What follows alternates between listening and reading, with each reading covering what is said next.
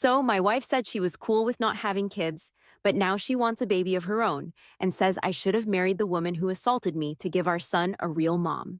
Okay, let's rewind a bit. 6 years ago, I, 28M, got plastered at a friend's wedding. There was this woman, Anna, 39F, who I'd turned down multiple times that night, but she forced herself on me while I was almost passed out. It was a total mess and sent me spiraling into a deep depression.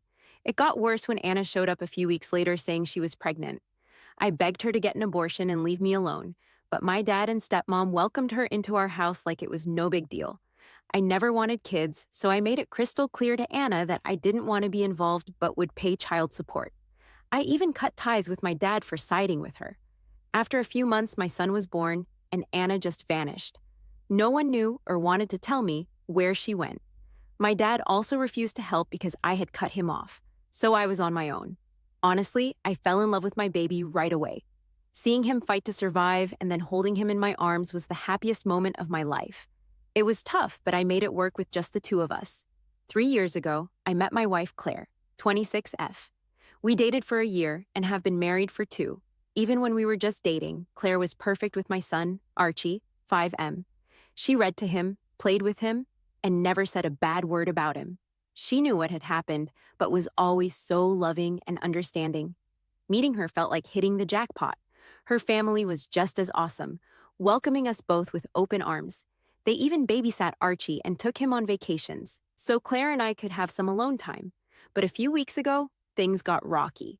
I told Claire I wanted to get a toy to spice up our sex life. She asked if I was sure, and then got super quiet and changed the subject. Before we got married, I was very upfront about not wanting more kids, and she said she was fine with that since we had Archie, but she'd been hoping I'd change my mind. She said she understood why I didn't want kids because of my tough childhood, but thought I'd be the perfect dad for a second child. This led to a massive fight, especially when she said she'd asked Archie if he wanted a sibling, and he was pumped about it. I felt she was manipulating him. She apologized the next day but still wanted me to think it over. She said she'd support me no matter what, but that it was important to her. She even suggested we talk to her parents. This freaked me out because I didn't want to discuss my sex life with my in-laws. Last night we had dinner with her parents, which we do every other Thursday because it's her dad's day off. It was a total disaster. I explained how I never wanted kids until Archie came along, and that he was an exception. Her parents talked about how much Claire wanted her own child and how it could be good for us. Things got messy when they said they wanted their first biological grandchild. I mentioned Claire adopting Archie, and my mother-in-law said he still wouldn't be her real grandson. They loved Archie but couldn't love him like a blood relative. Claire then dropped the bombshell that she was having second thoughts about adopting Archie because he already had a mom, and she didn't think she could bond with him like a real mother. This was devastating. I told them I'd think about it and needed some time. Now, I'm sitting at home, feeling like I don't know Claire at all. If we have another kid, I worry she and her family will ignore Archie. And if we don't, I fear she'll resent us or even become abusive towards Archie. I don't want to throw away what seems like a perfect relationship, but I also love my son and need to protect him. Would I be the asshole if I divorced my wife over this? Am I overreacting, or is this relationship doomed? Any advice would be welcome since I feel so alone right now. Edit. Thanks for all the comments. I haven't been able to reply to everyone, but here are some answers to frequent questions. 1. Did I talk to my wife about not having kids before we got married? Yes, multiple times. She always said she was okay with it. 2. Do I treat her like a nanny, or is money involved? No. I earn more, but she has a good job and works from home. Archie is in daycare so he can socialize, and her work isn't affected. 3. Will I get therapy? I've had a therapist for 4 years, and Archie is also in therapy. 4. Why didn't I get a vasectomy?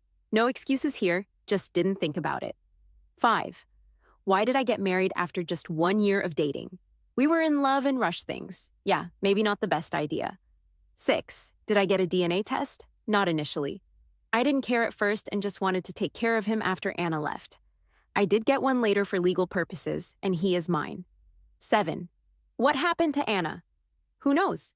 She disappeared, and no one, including my dad, claims to know where she went. 8. Did I report Anna? I tried but wasn't taken seriously by the police in my country. I knew my in-laws might be biased, but I genuinely wanted to understand Claire's perspective. I was so lost and confused about the whole kid thing. I really wanted to understand where she was coming from, you know? I just never thought they felt that way about my son. I mean, some comments made it seem like stepmoms are always the villains, and that's really unfair. Claire, in her heart, didn't see Archie as her own son and didn't feel fulfilled as a mom, but she and her family have treated Archie well enough that I never noticed anything off, unless I'm totally clueless. She's not like abusing him or anything. I guess it's only natural for someone to want their own biological kid, lol. Yeah, maybe I missed some signs. When we moved in together, Claire wanted to pull Archie out of daycare so she could watch him since she works from home. Even though that didn't happen, she still picks him up every day after work and spends time with him until I get home. Her family's been super helpful too, always offering to babysit. My brother-in-law would come over and ignore everyone else to just play with Archie. That's why I'm so confused about all this. I never saw it coming. Update, August 10th, 2024. Thanks to everyone who read my earlier post and shared their thoughts. It was really great to see so many people sharing their own experiences as step-parents or step-kids. It gave me a lot to think about and help put things in perspective. Some folks asked for an update, so here it is. Since Archie plays football every Saturday, I asked a friend whose son is also on the team if she could keep an eye on him for a bit. I needed to talk to Claire without Archie around, just in case it got heated. So after the game, we headed home to chat.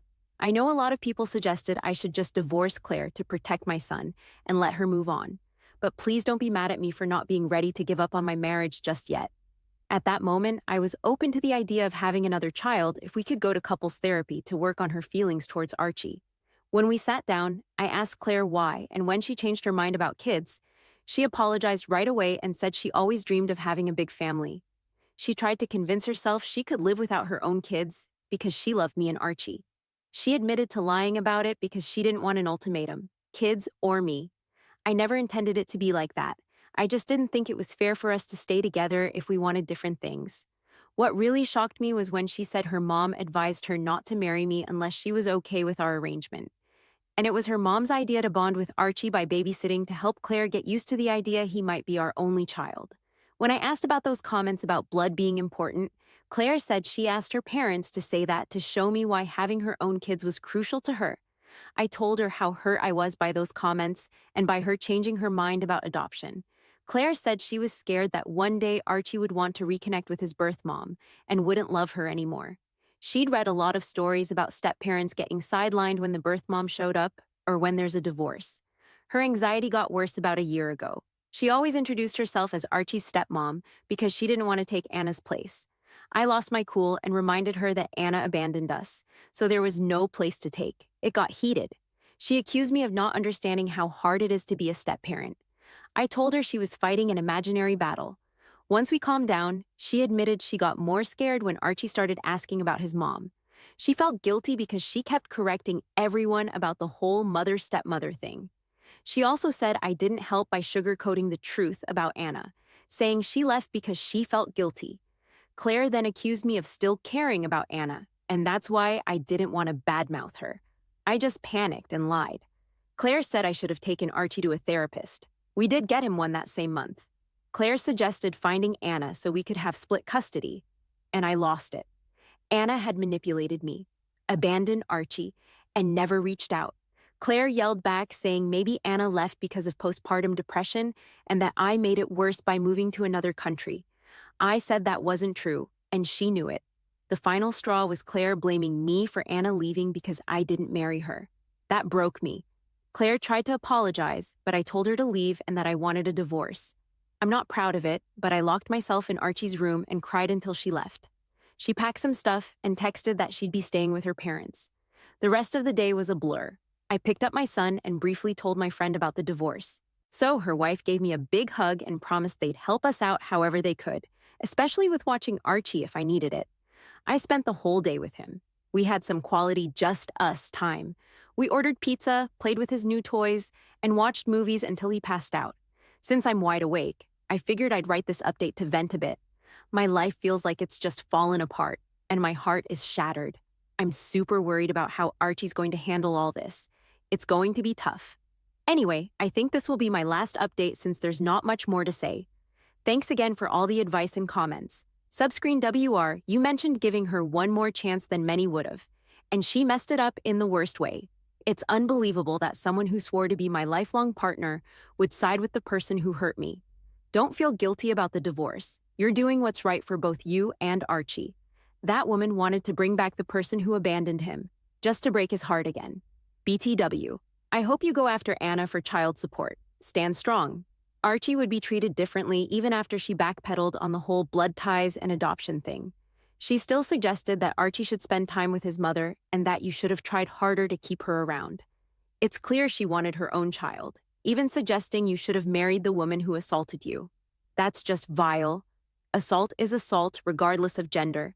You're not less of a man for standing up for yourself and your son. Protect Archie. Who knows what she's been telling him about having a sibling? This is not someone you want around your son. Next up, my future mother-in-law, MIL, insisted I wear her 50-year-old wedding dress. When I refused, my fiancé took her side and then slapped me.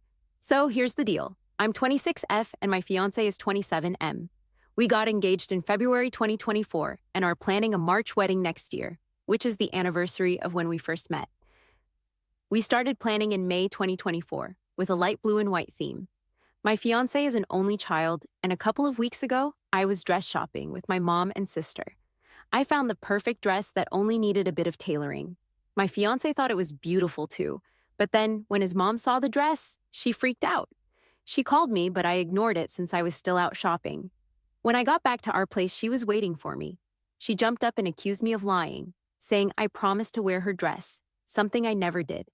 This was totally out of character for her since we usually got along well. I told her I never promised anything, but she yelled at me, calling me a liar and saying I didn't deserve to marry her son. Shocked, I walked away. I've tried so hard to be liked by her, and now she hates me because I don't want to wear her outdated dress. After I stormed off, my fiancé came to talk. He said his mom claimed that I promised to wear her dress when we first started dating 5 years ago. I don't remember saying that, especially since her dress isn't my style. The next day, I woke up to more nasty messages from her, calling me a liar. I told my fiancé, and he said she's just hurt. But seriously, it's my wedding, and I should wear what I want, right? Update 1. I finally sat my fiancé down to talk about his mom. I mentioned how I wanted to wear my own dress, but he kept bringing up how it was for our parents too. I calmly explained that it's our wedding unless his mom wants to fund the whole thing. I reminded him that he initially thought my dress was beautiful, and he admitted he only said that because it's what I wanted to hear. I suggested wearing something else of his mom's, but he shot that down, saying I should be grateful she offered her dress. At this point, I got angry and asked him if I was marrying him or his mother. He yelled, saying I was blowing things out of proportion. After that, he left to stay with his mom until I come to my senses. Now I'm rethinking everything because I can't marry a guy who won't back me up. Comments, commenter. NTA, your fiancé should have your back. Does he always take his mom's side? Oop. Nothing like this has happened before. My Mill and I got along well before this. I don't know if we could ever get along again. Update 2. Yesterday, my fiancé's mom called saying we needed to talk. She started by saying I was breaking a promise, even though I never promised to wear her dress. I offered to wear something else of hers, but she blew up, calling me a liar and unworthy. I hung up and blocked her number. My fiancé texted saying I was immature for yelling at his mom, even though she was the one who lost it on me. I asked him to come home and talk, but he refused, saying he'd come tomorrow. Update 3. Talked with my fiancé about his childish behavior, told him how angry I was at him and his mom. He claimed he was taking the right side, but I disagreed, saying he should back me up if we're getting married. He got pissed and stormed out again, slapping me on his way out. I'm done with this. I texted him that it's over. Thanks for all your support and advice. It's been a lifesaver. Comments, commenter. He slapped you? Press charges and show him what petty really is. OP. Definitely pressing charges. Any love I had left for him is gone. Update 4. This morning I filed for a restraining order. I have photos of the mark on my cheek and video footage of him leaving the house. Hopefully this goes well, and I can move on. Going to use the wedding venue for an early birthday party instead. After unblocking him and his mom, she blew up my phone. I texted my ex, calling it off and that he's a jerk. He's been bombarding me with apology texts, but I'm done. Thanks again for all the support. Couldn't have done it without you.